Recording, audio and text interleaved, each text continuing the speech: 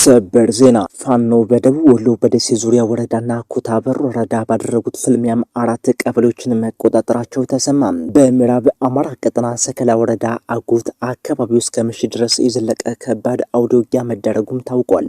በሰሜን አማራ ቀጠና ማዕከላዊ ጎንደር ዞን በ6 ግንባሮችን በተደረገ ፍልሚያም ከ25 በላይ የአገዛዙ ወታደሮች ሞትና ቁስለኛ ተደርገዋልም ተብሏል። በሰከላ ወረዳ ለ3 ሰዓታት በዘለቀ የጨበጣ ውጊያም ፋኖ የጥላት ምሽግ ሰብሮ እርምጃ በመውሰድ ድል መቀዳጀቱን አስታውቋል። እነዚህና ሌሎችም የሰዓቱ ዋና ዋና ዜናዎች በቆይታችን የሚቀርቡ ይሆናል። በቅድሚያ እንደተለመደው ለዩቲዩብ ቻናላችን አዲስ ከሆናችሁ ደግሞ የዩቲዩብ ቻናላችንን ሰብስክራይብ እና ላይክ እንዲሁም ደግሞ ሼር በማድረግ የሚዲያችን ቤተሰብ እንድትሆኑ እየጋበዝኩኝ በቀጥታ ወደ መረጃዎቹ አልፋለሁ። ሰናይ ቆይታ ይሆንላችሁ።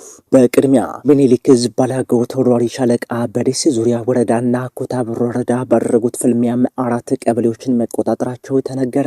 የአማራ ፋኖ አባላቶች ታህሳስ 12 ቀን 2018 ዓመተ ምህረት ንጋት ጀምሮ በደቡብ ወሎ ደሴ ዙሪያ ወረዳና ኩታበር ወረዳ ባደረጉት ፍልሚያ ታላቅ ድል ተቀዳጅተዋል። በውጊያውም በጥላት ይዞታ የነበሩ ከተሞች ነጻ ወጥተዋል የተባለው ነጻ የወጡት ከተሞች አያታ፣ ፋላ፣ ጸድ ገበያ፣ አጥንት መስመሪያ የተባሉ ከተሞች ሲሆኑ በፍልሚያውም የአብይ አህመድ ዙፋን ጠባቂ መከላከያ አድማ ብተናና ሚኒሻ ከፍተኛ የሆነ ሰብአዊ ኪሳራ አስተናግደው ሞትና ቁስለኛቸውን ይዘው ወደ ደሴ ፈርጥጠዋል። በተመሳሳይ መረጃ ምኒልክ ዕዝ ልጅ ኢያሱ ኮር የጎፍ ክፍለ ጦር የብልጽግናን ስብሰባ መበተኑን ተሰምተዋል። ከጎፍ ክፍለ ጦር ስብርና መብረቅ ሻለቃ የተውጣጡ የአማራ ፋኖ አባላቶችን በደቡብ ወሎ ዞን ወሬል ወረዳ ካቤና ጉጉፍቱ ከተሞች ህዝቡን ሰብስቦ የውሸት ማደናገሪያ ሊነዛ በነበረው የብልጽግናው ስብሰባ መበተናቸው ሲገለጽ አመራሮቹም ወደ ደሴ ከተማ መሸሻቸው ተጠቁሟል። በሌላ መረጃ በምዕራብ አማራ ቀጠና ሰከላ ወረዳ አጉትና አካባቢው ላይ ታህሳስ 11 ቀን 2018 ዓመተ ምህረት እስከ ምሽት ድረስ የዘለቀ ከባድ አውደ ውጊያ ተደረገ። በአፋባ ምዕራብ አማራ ቀጠና ቴዎድሮስ ዕዝ 105ኛ ኮር 44ኛ ክፍለ ጦርና 109ኛ ኮር 77ኛ ክፍለ ጦር አባላት በቅንጅት በጥላት ላይ እርምጃ ወስደውበታል በተባለው በዚህ አውደ ውጊያ አገዛዙ ተደጋጋሚ የሆነ የአየር ጥቃት የፈጸመ ቢሆንም ነገር ግን የፋኖን ክንድ መቋቋም ሳይችል ቀርቶ ከባድ ኪሳራን ተከናንቧል። ውጊያው ከቀኑ 9 ሰዓት ጀምሮ እስከ ምሽት ድረስ የዘለቀ ሲሆን በዚህም በርካታ ያገዛዙ ወታደሮች ሞትና ቁስለኛም ተደርገዋል። ለተከታታይ 3 ሰዓታት በተደረገው ውጊያም ከወደ ፋኖ የተከፈተበትን ኢላማውን አሳካይ ጨበጣ ተኩስን መቋቋም ያልቻለው የአገዛዙ ኃይል 2 ጊዜ የድሮን ጥቃት የፈጸመ ቢሆንም ነገር ግን የፋኖን ግስጋሴ መግታት ሳይችልም ቀርቷል። በዚህም ሳምንታትን ፈጅቶ ቆፍሯቸው የነበሩ ምሽጎች በ3 ሰዓታት ውጊያ በትንተናቸው ወጥተዋል። ፋኖም የድሉ የበላይነትን ወስደዋል። መረጃዎቻችን ቀጥለዋል። በሰሜን አማራ ቀጠና ማዕከላዊ ጎንደር በ6 ግንባሮችን በተደረገ ፍልሚያ ከ25 በላይ የአገዛዙ ወታደሮች ሞትና ቁስለኛ ተደረጉ ተባለ።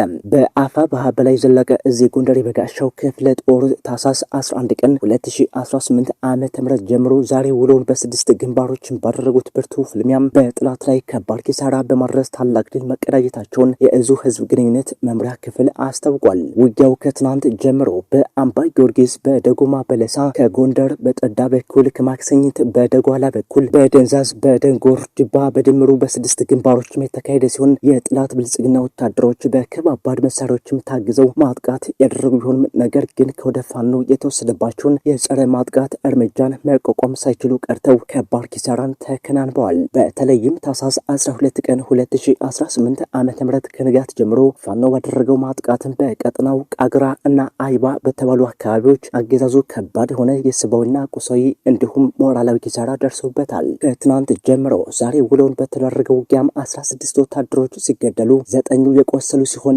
በድምሩ 25 ወታደሮች ደግሞ የአብይ አህመድንና የአጋሮቹን ስልጣን ለማስጠበቅ ሲሉ ሞትና ቁስለኛም ተደርገዋል። በተጨማሪም 3 ያገዛዙ ወታደሮች የፋኖን ጥቃት መቋቋም አልቻልንም ከብዶናል በሚል ከነሙሉ ትጥቃቸው እጃቸውንም ሰጥተዋል። አውደ ውጊያው በአፋብኃ በላይ ዘለቀ ዕዝ ጎንደር የበጋሻው ክፍለ ጦር ስር ከሚገኙ ከጎንደር ብርጌድ፣ ከፋሲለደስ ብርጌድ፣ ከነብዩ አሳምነው ብርጌድ፣ ከቴዎድሮስ እና ከቀኘው ብርጌድ የተውጣጡ የፋኖ አባላት ናቸው በጥላት ላይ የተቀናጀ እርምጃ በመውሰድ ድል የተቀዳጁት የተባለው። በመካነ ሰላም ግንባር ላለፉት 3 ቀናትን በተደረገ ፍልሚያም አንድ ሻለቃ ዘመቻ መሪና አንድ ሻምበል አዛዥን ጨምሮ በርካታ ያገዛዙ ወታደሮች መገደላቸውም ታወቀ።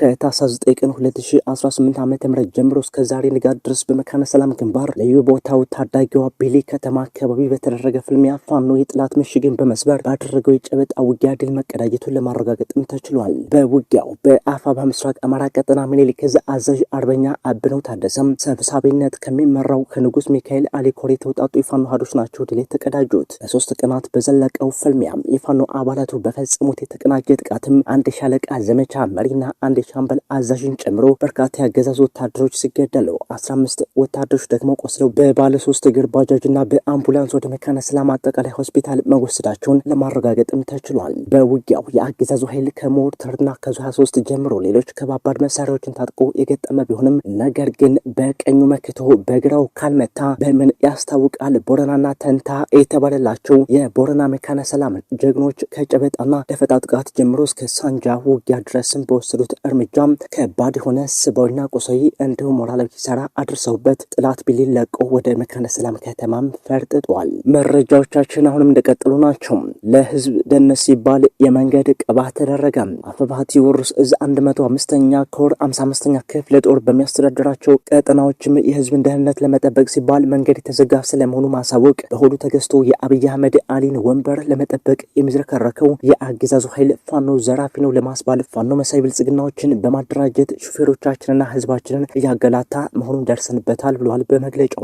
በመሆኑም ህዝባችንንና ሹፌሮቻችንን ከነዚህ ወንበዴዎችም ዘረፋና ግድያ መከላከል ያመች ዘንድ ከዛሬ ታህሳስ 13 ቀን 2018 ዓ.ም ጀምሮ ላልተወሰነ ጊዜ ከዚህ በታች የተዘረዘሩ መንገዶች እንደሚዘጉ አስታውቋል። አንደኛ ከባህር ዳር ጭንባ ቁንዛላ ደለጎ፣ ሁለተኛ ከዱር ቤቴ ዝብህስት ወገዳ፣ ሶስተኛ ከዱር ቤቴ ሐሙሲት ማማላ፣ አራተኛ ከዱር ቤቴ ዲላሞ ልሁዲ መንገዶች ዝግ ሊደረጉ እንደሚችሉም አስታውቀዋል። በሌላ መረጃ ሜካናይዝድ መሳሪያዎች ወደ ግዳጅ ገቡ። በሁሉም መንገድ ዝግጁ ነን ሲል መከላከያ ሰራዊቱ ደግሞ በበኩሉ አስታውቋል። በመከላከያ ሎጂስቲክስ ዋና መምሪያ የዝግጁነት ማዕከል የተሰሩ የሪቨርስ ኢንጂነሪንግ ስራዎች የመከላከያ ሰራዊቱን የሜካናይዝድ ትጥቆች አቅም ወደ ከፍተኛ ደረጃ ያሳደገው መሆኑን ትናንት አስታውቋል። ከፍተኛ የተኩስ አቅም ያላቸው የሜካናይዝድ ጦር መሳሪያዎችም አስፈላጊው የማሻሻልና የማዘመን ስራዎች ከተደረገላቸው በኋላ ወደ ግዳጅ ቀጠና መንቀሳቀሳቸውም ታውቋል። ኢትዮጵያ ላይ ክፉ አስቦ ለሚመጣ ጥላት በሁለት መንገድ ዝግጁ መሆኑን